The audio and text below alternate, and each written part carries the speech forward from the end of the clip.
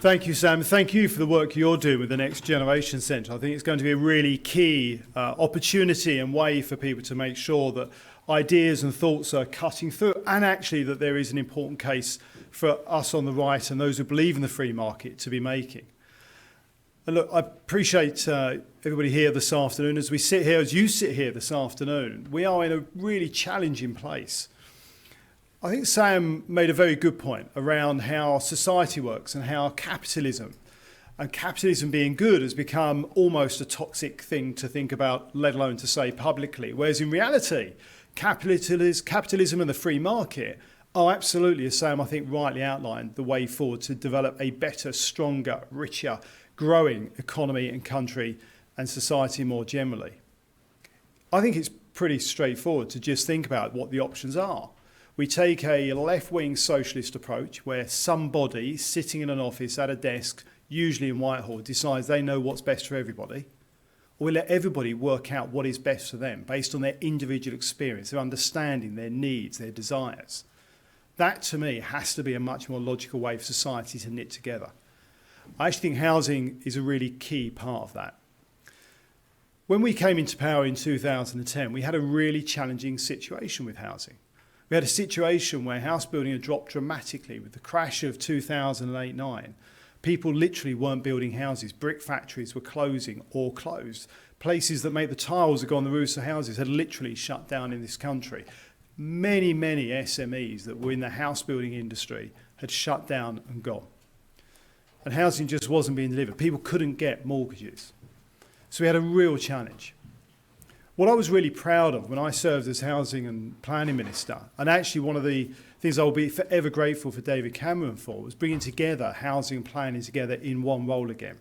Having done the initial work of bringing in the National Planning Policy Framework, the NPPF, which Greg Clark and Eric Pickles as Secretary of State brought through, then to bring that job back together, to make that knit between supply side reforms and the wider housing market come together in a way that I have to say I think is really important. We got house building back up to about 255,000 homes a year at its peak in that period. We need to do a lot better even than that. Because of the deficit, what we lost in houses not being built from 2006 through, the general view, if you look at the media, is we need to be building around 300,000 homes a year now to start catching up, to start balancing and stopping prices running away. I would suggest if you talk to people in the sector, we're probably closer to 400,000 homes a year before we really start stabilising prices, and we need to do that consistently. And we haven't done that as a country in a very, very long time, in many decades. And to get anywhere near achieving that, 300, let alone 400,000, we've got to start thinking about how we bring a whole range of different things together. There is no silver bullet. If you are bored enough on a Friday night and struggling to get to sleep and want to look through any speeches I made from 2014 to 16 as the Housing Planning Minister, I've been consistent around this. There is no silver bullet. And anybody looking for a silver bullet is going to come up short because all of these things interact. We need to be building homes across tenures on the housing side of things. We need to be building homes for people to buy. We have got a huge fall of people who own their own home now, particularly in the younger generation. I bought my first home at 19. That was a 2-bedroom apartment in Essex, and it cost me £85,000. You'd be lucky to find a property anywhere near where I bought my property for £85,000 now for much less than £500,000. I needed a deposit of just a few £1,000s to buy an £85,000 flat. You're looking at £50,000 plus deposit now to get a property in that area, let alone if you're living and working closer or in London. It's a real challenge, and we've got to do something about that. And I'll come back to why, but it's socially important as well in terms of how we knit people together and give people a reason to see that the free market is a positive thing. An asset-owning class is vital to the prosperity of our country. But we also need to ensure that we're building homes across all sectors. For various reasons, people sometimes need to rent. We need a thriving private rented sector, not least of all because that can bring institutional money that can build on a scale that the private sector of build to buy simply cannot do.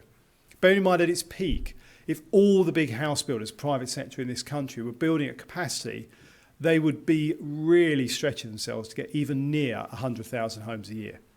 So if we want to hit 300 or 400,000 homes a year, we've got to be building across tenures. And we need to deliver across tenures because there are people who have different needs at different parts of their life, whether it is the private rented sector, whether it is people who need social and affordable housing and shared equity. There is a whole range of things that we need to do, both on the demand side to turn these on and encourage investment. And actually, to be frank, we need to do more on the private rented sector. Private rented sector creates capacity in our market. It attracts institutional investment. That's foreign direct investment as well that is good for our country. And let's not forget why house building matters economically. It matters economically because it drives GDP. If you look at the GDP of our country, any sort of chart of GDP since the Second World War, you'll find when you look at it, if you then map it against house building, they are pretty much mirrored. When house building moves up, pretty shortly thereafter, our GDP moves with it because it's so integral to our economy. When house building and construction fall, so does GDP. It's one of the best ways to drive. And if you go back to the comment I made just a few minutes ago about 2010 through 2016, to move house building from under 100,000 homes a year, which is where it was, when Labour's last couple of years of government delivered something like 75 and 95,000 homes. To get that back up to that 250,000 meant getting people back into the industry. I remember literally going and opening brick factories again. But in 5 years, we got that house building industry back up to 250,000, and it grew consistently through that period. It's an industry that will move quickly, it will respond, because it's primarily driven by the private sector. Even social and affordable housing is generally built by private sector builders. Ultimately, the housing associations, the local authorities, the private capital investment firms that are heavily invested in affordable and social and supported housing commission local builders to build. When somebody buys a home, any of us who have moved into a home or bought a place, generally you'll go to B&Q or somewhere to buy something, or bring a plumber in, or bring an electrician or a decorator, or go and buy some paint to do yourselves. That's why it drives GDP. 100,000 homes built a year is worth 1% on GDP directly. If you look at the supply lines that go with it, you can easily get to 3% of GDP. The scary thought is that over the last couple of years, the restrictions, particularly on the supply side that we've seen in the UK, mean that in the 12 months we're currently in, we're going to be lucky to see just over 100,000 homes built. That has dropped dramatically in the last couple of years, and it's dropped because mainly supply side reforms. And we need to turn that dial back up. If you think about the drop from 255,000 homes, putting aside the fact that we need 300,000 to 400,000 homes, but just where we got to in the middle of this government's time, to where we're going to be today, that drop in GDP alone is scandalous. And we need to see that come back. We need to see it for our economy because it drives jobs, it drives growth, and it drives social mobility. People want to live and work in places where they want to live and work. And we need to make sure we're delivering the homes and the construction for businesses in the right areas to encourage people and to give people opportunity. The social mobility benefits as people are able to buy their own home, or people are able to afford to rent a home somewhere near where they need to and want to work. And what we do find is when we do research on this, the Adam Smith Institute did some research on this last year, is when you go through the community and explain to them the need for housing and why you're looking to deliver housing, actually people are quite pro-housing. They're even pro building on what they previously saw as greenbelt, particularly as much of the greenbelt that people think is green is not green. And we should be a bit more brave about what actually is greenbelt. What is the greenbelt for? But we need to look at these supply side reforms. If you're an SME builder now, it is almost impossible to become a big house builder. Just a few weeks ago, Barratt and Redrow announced that they are going to merge. That will make them a 20,000 house a year builder in a good year. Big building companies were building 10 to 13,000. That's because there is a lack of land supply. There's a lack of land coming through the system. Local authorities are not giving planning applications. And that's going to drive out the SMEs because the system now is so expensive. I spoke to an SME just last week who has been on a planning application for 30 homes in an area with a local authority for 4 to 5 years. They've spent the best part of £500,000 and they haven't even got to a council committee meeting yet. Small builders can't afford to do that. What we need to do is make sure we're having a discussion with communities to understand what housing is for, why it's there. One of the reasons neighbourhood plans were becoming successful was because although a parish council might, and I'm not going to lambast any particular parish council, but a parish council might come together inherently to make sure nobody builds anything near their village ever again. What actually started happening with neighbourhood plans generally was they had to fit with a local plan that a council had to have, and that had to fit with a locally assessed housing need. So there was a proper piece of work done around what do we need in this area, and then how does the local village fit into that plan. And when the local village starts sitting down and having a conversation with each other, somebody eventually says, no, we don't want 2,000 homes built on the edge of our village, quite understandably. But we do need a couple of homes, because look, my kids are growing up and I'd really like them to leave home, and as much as I love my kids, I'd quite like them to have a home to go to. I really don't want them to move too far away. If somebody else says, well, actually the village shop closed last year because there's not enough people using it, and the pub, I'm not sure how long the pub's going to last. And they all agree, well, okay, we need a few homes. We don't want 2,000, but we want a few. The difference in our country, if every village built 2 or 3 new homes every year or so, would be vast.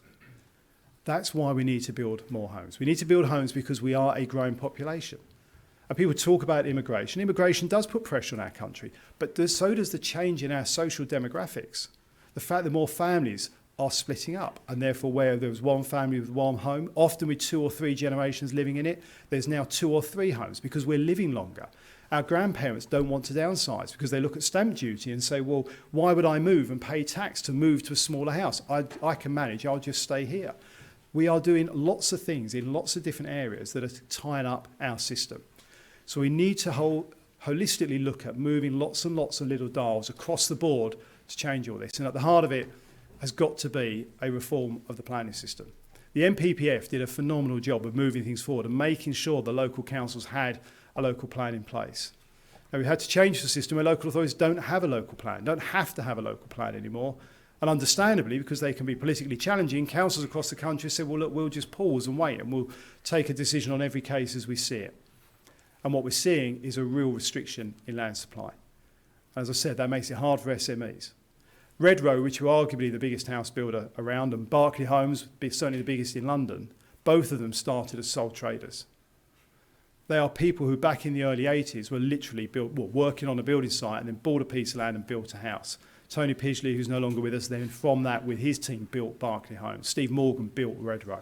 Most of these builders today came from effectively an SME originally. But they'll tell you, you can't do that today. The cost and the structure of that makes it almost impossible to do.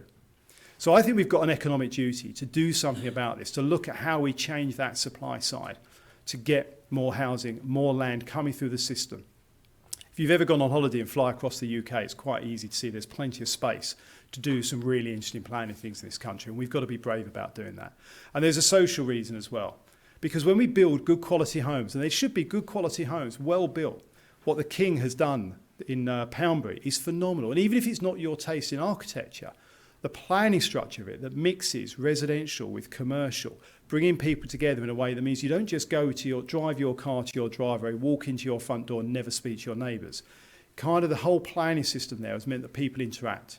You get to know your neighbours. You build a social environment that is cohesive, where people get to know and care about their neighbours. That builds a better social fabric for our country. It also means that more people can get access to housing. If we're building more housing, if supply goes up, things become more affordable with some demand side reforms as well on the financial side to make sure access to mortgages are there. Too many banks are so risk averse to this, particularly at the moment. Then we start making affordability there for younger people. And actually, purely politically, that is the right thing to do.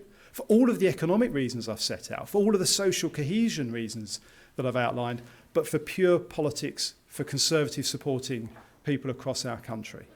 Why would anybody who is under 40 and can't get access through the free market to have an asset class, to have a piece of an asset, a home of their own, ever think that the party that can't deliver that is the party for them? I think we've got to be delivering homes so people can see that it's the Conservative Party, which it traditionally has been, and I'm proud to have been a housing minister in the Conservative Party that was delivering homes, that delivered starter homes for people, actually giving them access to have an asset of their own. Because the two things are intertwined. The social cohesion of our country and the economic strength of our country. And housing, I think, is a really obvious way where this comes together so perfectly and so importantly. For me, I think it's absolutely key that the Conservative Party manifesto has to have a very clear plan to show younger generations of people why they should vote Conservative. But it also has to have a plan that shows why we can deliver economic growth for our country. And it's a simple answer to both. We need to build more houses. I'm going to stop there.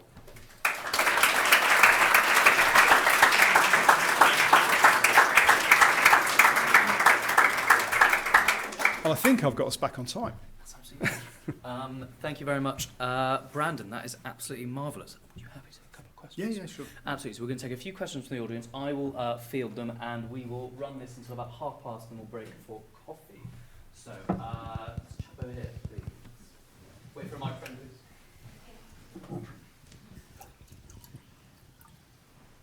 please. We're hearing talk about rent controls again. They've never worked. Do we need to be reminded why they're a bad idea? Yes. Yes, they are. No, I mean, they don't work. And all the evidence around the world, and particularly in the US who have tried this en masse, is it doesn't work. It actually pushes up rent because it encourages the landlord to move a tenant out, put the rent up, and then get a new tenant in. So over time, it just pushes rent up and restricts supply as well. And one of the challenges we've seen in this country as well now is because of the changes we've already started bringing in, it's driving people out of the market. You know, there was a lot of people who were either accidental landlords or very small landlords with effectively their pension fund as landlords.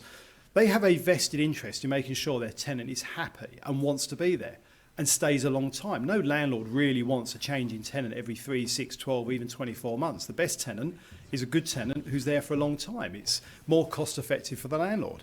And yet we're driving a lot of those smaller landlords out of the market and have been for a little while. So I think we've got to be really careful sometimes what we wish for. I think on rent controls, we should not be afraid of being very loud about the fact every single... I mean, when I was housing minister, and even recently when I was looking at some of this for a paper last year, I could not find a single example where rent control has done anything other than make life worse for the tenant and more expensive.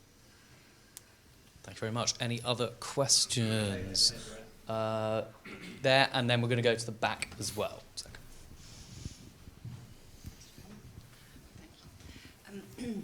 So today, I've heard a lot of details where it's sort of eye-opening details about housing, but there were sort of earlier examples of just facts and figures which you just never hear on the news. So I hear Rishi Sunak saying, we must build more houses, but you never hear the details that you're sort of saying today. And I never understand why that is, why they don't do more communication of these kind of facts, because then the public sort of understands what the problem is, but quite often you never hear that. You never hear what the real problem is behind it. You just hear, we need more houses. And that just goes on from this government to whoever takes over next. And you don't really hear the reasons why. Why is that? Why do you not do a lot more communication on those sort of issues? Well, in my... I mean, look, I would say... when I was in what was then DCLG, Department of Communities and Local Government, we did. And I spent quite a lot of time doing media over that, but I was there for 2 years. I think one of the challenges, and the reason I mentioned I was there for 2 years, I think one of the challenges, and I would say to any future government, is stability for departments is really key if you want to get things done. I spent 4 years in that department. I then had 4 years in different roles, but in that department, 4 years in the Home Office. And the advantage of that is you get to know the department, you get to know its stakeholders, and you get to know your brief and what you want to do with it and how you deliver. The problem, I think, is if you take housing and planning, I left that role, I got promoted from that role in July 2016. I think we're on our 10th minister since me.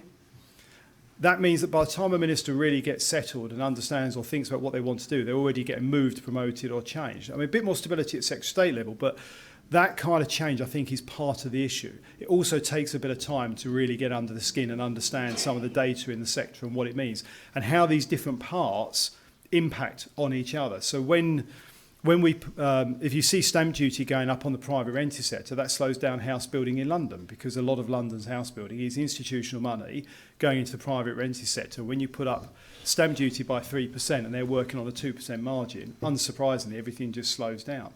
When Sadiq Khan came in as mayor, there was a particular project, I won't say where because it's not fair on the builder or the developer, but there was a particular developer came to see me within a few months to say that we needed to understand what Sadiq was doing. Because of his determination to be able to present that he was delivering more social housing. He had restructured a particular property area they were building to take away a lot of shared ownership and deliver social housing. They had done it in such a way that meant they were delivering about 10%, just under 10% less physical properties. Developer was going to make several million more profit, but Sadiq was happy with that because it meant he could say deliver social housing rather than shared ownership. And that lack of understanding, actually, what is the outcome we want? If we want more homes across sectors, then, you know, getting caught up in somebody wanting to just look good rather than actually doing good is a very dangerous place to be. And from a government point of view, I think what we need to do is give ministers more time in their role. Select somebody who's interested in the job, wants to do the job, and give them the time to then deliver it. And then I think you might see more of that again. I also was housing planning minister under David Cameron, and David was absolutely determined to deliver more homes. I mean, the engagement between my department, my office, and Number 10 at that period. I'm not saying it's not now, I'm just not in the department, but at that time was very, very strong. The special advisor in Number 10, Alex Morton, and I would sit down every week, often more than once a week. David was very, very focused on it. And if you think back to 2015 manifesto, housing was absolutely at the heart of that. But I suppose people hear you saying, someone saying, I want to deliver more housing, and they kind of, do they believe them, do they not? You know, they might sort of they might not know how hard they're trying. But if you tell them why they can't and why they, then people know what the problem is. And this is where it's good to have opportunities like this, and is to explain. So, for example, I can remember one local authority that wasn't delivering on its housing, and I'd criticised them in a speech publicly. So the leader asked to come and see me. And he came to see me and he explained that they were giving planning permissions and they were frustrated because the developers just weren't building. And he had a particular site, quite a large site, where the builders hadn't started building, and he couldn't understand why, and he shouldn't get the blame for that. So I asked him why he'd put 800 preconditions on the site. He had no idea. But that's what his officers had done. And he did not know. And if you want to know why a builder's not building, quite often it's because they're not allowed to yet. And some of these preconditions, I mean, some are very important. If there's 800, really? So bringing this out in the open so people understand what's going on, I think is a good thing. And opportunities like this give us that chance. Thank you very much, Brandon. We do have time for a few more. There was one hand up at the back. And then after you, we will go to Catherine as well. Yes, hello. One quick question on sort of how do you address the more NIMBY of your colleagues, the Certain Trees, Villiers and Co. How do you deal with that? Gently and carefully. No, look, on a serious note, so I took through the Housing and Planning Act 2016. And if you, again, on a Friday night, are really struggling for something to do and you want to read through it, it's one of the larger pieces of legislation we've done.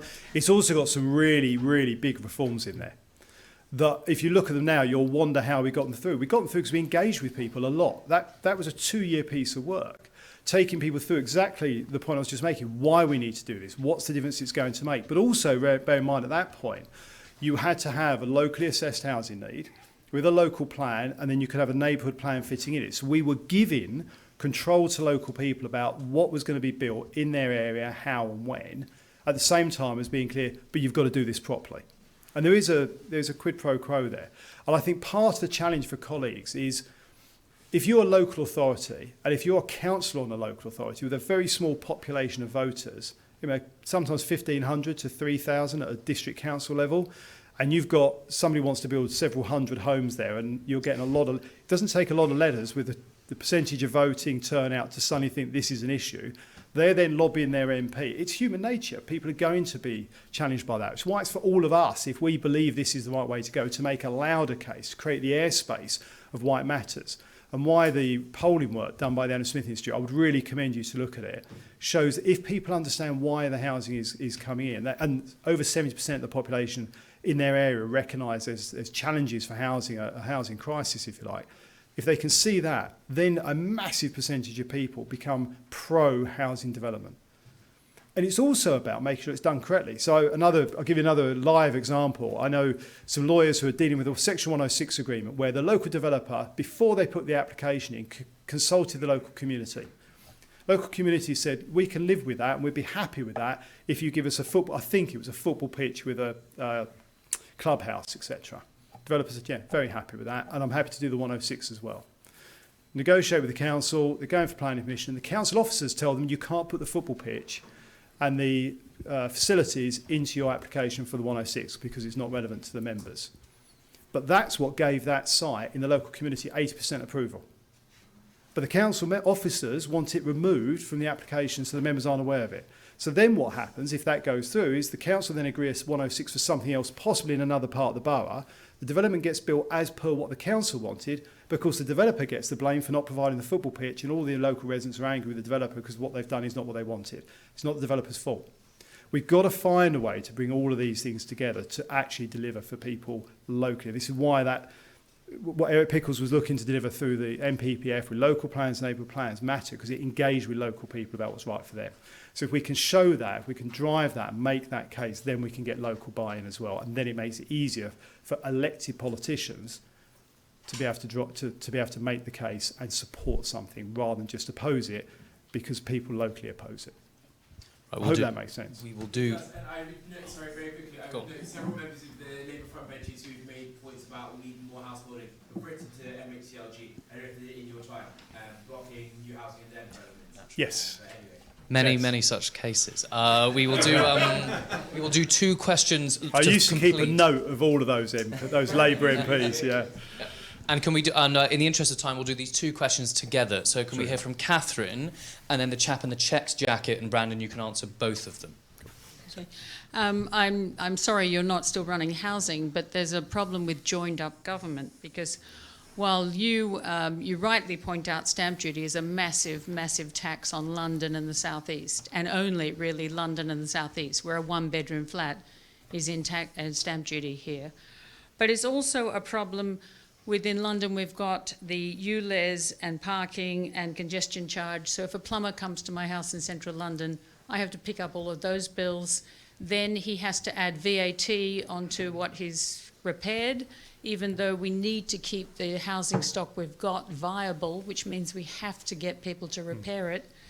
And you've also got the CBAM coming up. And if you look at all of the things they're putting CBAM on, it is pretty much the building industry. It is cement. It is aluminium frames for doors, but not aluminium car parts, just aluminium frames and windows. It's glass, floating glass for windows is going to have CBAM on it. It's goods made with steel. That includes nails, bolts, things we no longer make in the UK because we're not cost competitive. We're about to really hit the building industry in a massive way. So it's great that the housing department is doing good things, but what are you going to do about the Treasury? They're just and the net zero department, they're out of control. Thank you very much, Catherine. And we hear from the chap in the check jacket, and then Brandon can answer them both together, and we will wind up. Thank you. Just to follow on from that, actually, would it be better to focus more time on actually what regulations we can get rid of, rather than the difficult task of passing new legislation? And are you worried about environmental regulations like CBAM and other net zero measures in terms of making housing more difficult to build rather than less difficult? Thank you very much, Harry. Sure, no, well, look, the two go together very well, actually. And look, one of these always struck me. I remember going around a site with Tony Pidgley when he was still with us at Barclays. And his attention to detail and the theory he had, which was that he wanted a young person who was looking for their first property to come into a Barclay home and to feel the quality was so good that if they became successful or their family grew and they wanted to then buy a house or a bigger apartment, they'd automatically go back to a Barclay home. That to me was free market capitalism at its best. It was an entrepreneurial, spirited person who realised that his business was going to do better if he produced a high quality product that his customer would want and tell others that they should want and buy again. Now, there are some house builders out there that have not helped their cause because, let's be frank, there are certain house builders who have built houses that are not of good enough quality. So we've got to make sure they're built. But most house builders want people to live in those homes and then buy a home from them again or tell others about it. So they've got an incentive to build quality homes. We've got to be I think we have got to be alert to the challenge of how these regulators work. And I think this plays into a slightly different conversation, but there is this growth, as Sam was mentioning earlier on, of regulators and bodies that are out there who are unaccountable. I was talking to somebody just yesterday, actually, who's got a situation where the new safety regulations over the last couple of years are putting several £100,000 worth of extra costs onto their build costs. Now that ultimately plays through to a consumer, and again is another part of this jigsaw. It's why, as I said, this is about lots and lots of dials. There is no silver bullet. And ultimately, when this was raised with a particular minister and the department, their answer was, well, we can't do that, that's the regulator.